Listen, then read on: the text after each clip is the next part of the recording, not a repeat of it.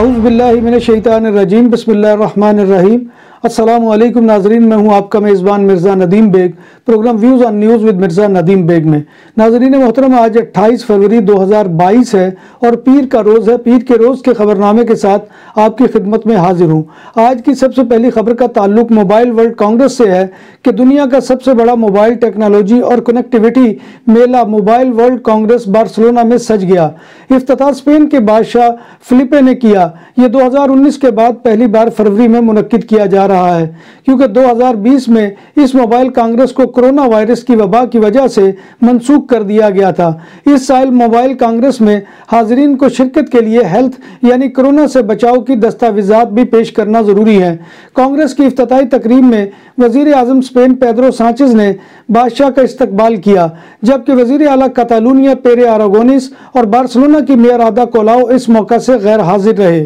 Barcelona میں دنیا کے سب سے بڑے موبائل ٹیکنالوجی کے میلے موبائل ورلڈ کانگریس میں منتظمین کو توقع ہے کہ 40,000 سے لے کر 60,000 شرکاء حصہ لیں گے، مگر پہلے روز کی حاضری دیکھ کر اندازہ لگایا جا سکتا ہے کہ حاضرین کی تعداد اندازوں سے کم ہوگی۔ کرونا وبا سے قبل اس میلے میں 1,09,000 افراد نے شرکت کی تھی۔ یوکرائن پر حملے کی وجہ سے اس بار روس کے پویلین پر پابندی کا اعلان کیا گیا تھا، مگر اس کے باوجود موبائل ورلڈ کانگریس میں روس کی 6 کمپنیاں موجود ہیں۔ بارسلونا میں دنیا کے سب سے بڑے موبائل ٹیکنالوجی کے میلے موبائل ورلڈ کانگریس کی افتتاحی تقریب کی اختتامی لمحات میں صورتحال اس وقت دلچسپ ہو گئی جب تقریب میں لوگوں نے تالیاں بجا کر ہیپی برتھ ڈے گانا شروع کر دیا۔ یہ وزیر اعظم اسپین کی 50ویں سالگرہ کی وجہ سے گایا گیا، جو جمعرات کو ہوگی۔ ہیپی برتھ ڈے کا گانا سن کر اسپین کے بادشاہ سمیت سبھی شرکاء مسکرا دیے۔ نوکیا کمپنی نے سی سیریز کے 3 نئے کم قیمت اسمارٹ فون متعارف کروائے ہیں، جن میں زیادہ توجہ ان کے دیر پا ہونے پر مرکوز کی گئی ہے۔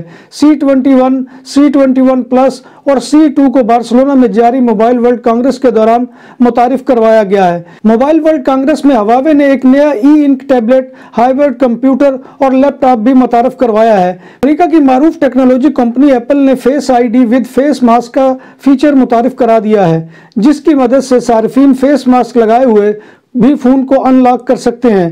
اس کے علاوہ کمپنی نے آئی فون iOS 15 میں موجود کچھ فیچرز کو دوبارہ سے ڈیزائن کیا ہے، جس میں Safari, focus mode, live text, FaceTime support اور دیگر چیزیں شامل ہیں۔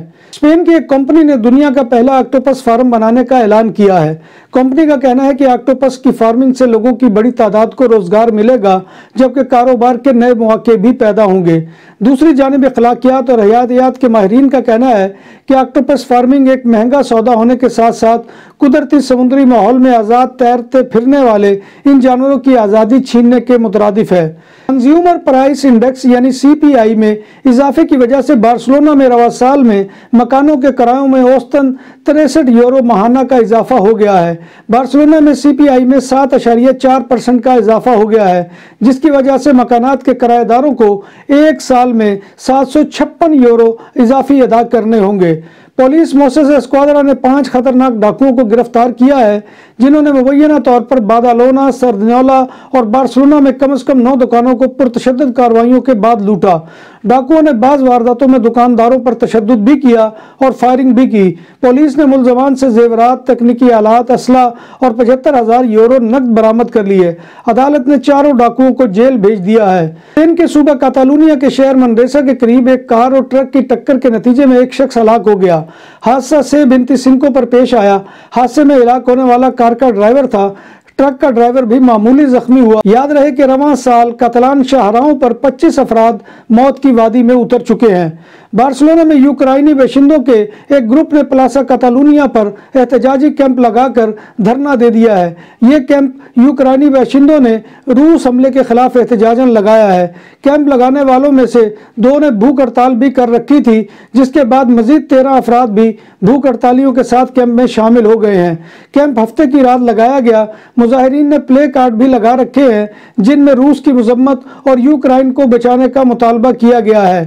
پاکستان انٹرنیشنل ایئر لائن یعنی PIA آسٹریلیا کے لیے براہ راست پروازیں شروع کرنے کا منصوبہ بنا رہی ہے۔ شروع میں کراچی اور لاہور سے سڈنی کے لیے ہفتہ وار 2 پروازیں چلائی جائیں گی اور بعد میں اسلام آباد کو بھی شامل کر دیا جائے گا۔ वाशिंगटन डीसी में पाकिस्तानी कम्युनिटी के एक मारूफ रुकन अब्दुल रऊफ को मैरीलैंड के इलाके ऑक्स हिल में कार छीनने की वारदात के दौरान गोली मारकर कत्ल कर दिया गया। मकतूल अब्दुल रऊफ के अजीज़ो अकारिब का कहना है कि कार छीनने की वारदात में मुज़ाहमत पर डकैतों ने उन्हें इंतहाई करीब से 3 गोलियां मारी। याद रहे कि गुज़िश्ता बरस भी एक 66 साला पाकिस्तानी नज़ाद अमरीकी शहरी मोहम्मद अनवर को वाशिंगटन के नेशनल पार्क में कार छीनने की वारदात के दौरान कत्ल कर दिया गया था। यूक्रेन पोलैंड बॉर्डर पर फंसे पाकिस्तानी तालिब इल्मों की आजमाइश अभी खत्म नहीं हुई। तलबा का कहना है कि वो 40 किलोमीटर पैदल चलकर पहुंचे तो सरहद पार करने की कीमत $1000 मांग ली गई। तलबा ने शिकायत की है कि पाकिस्तानी सफारत खाने की बेहिसी बरकरार है, फोन करो तो उठाते नहीं, कभी फोन बंद कर देते हैं। कुछ तालिब इल्म सरहद अबूर कर गए, सैकड़ों अब भी सरहद की दूसरी जानिब बेयारो मददगार पड़े हैं। अनजान जमीन और मुल्क में ना कोई मदद करने वाला है और ना कोई हमदर्दी के 2 बोल कहने वाला है। जब बात हो 100% हलाल खानों की तो एक ही नाम, आदल तंदूरी रेस्टोरेंट। बार्सिलोना में मेहमान नवाजी का पहला नाम आदल तंदूरी रेस्टोरेंट, बर्रे सगीर के रवायती हलाल खानों का मरकज। ग्रिल, तंदूरी रोस्ट, चिकन और मटन टिक्का, सब्जियां और तड़के वाली दालें, रसमलाई और फालूदा। कारी अब्दुल रहमान की फखरिया पेशकश गरीबो अमीर के लिए। बार्सिलोना के कल्ब में वाक़े आदल तंदूरी रेस्टोरेंट का ये इस्ते नंबर 9 निज़्द दरासना हॉस्पिटल बार्सिलोना। अक़वाम मुत्तहिदा के अदारा बराए महाजरीन के मुताबिक अब तक तकरीबन 4,22,000 अफराद यूक्रेन छोड़ चुके हैं। अदारे का कहना है कि उन्हें ऐसी रिपोर्ट्स मिल रही हैं कि यूक्रेन में लोगों को ट्रेनों में सवार होने से रोका जा रहा है और तकरीबन 1 लाख मुल्क के अंदर बेघर हैं। यूक्रेन से पड़ोसी ममालिक में हिजरत करने वाले पनाहगज़ीनों को पोलैंड, हंगरी, बुल्गारिया, मोल्दोवा के रहनुमाओं की जानिब से खैर मकदम किया गया है। स्वीडन ने ऐलान किया है कि वो यूक्रेन को फौजी साजो सामान और अमदाद भेजेगा।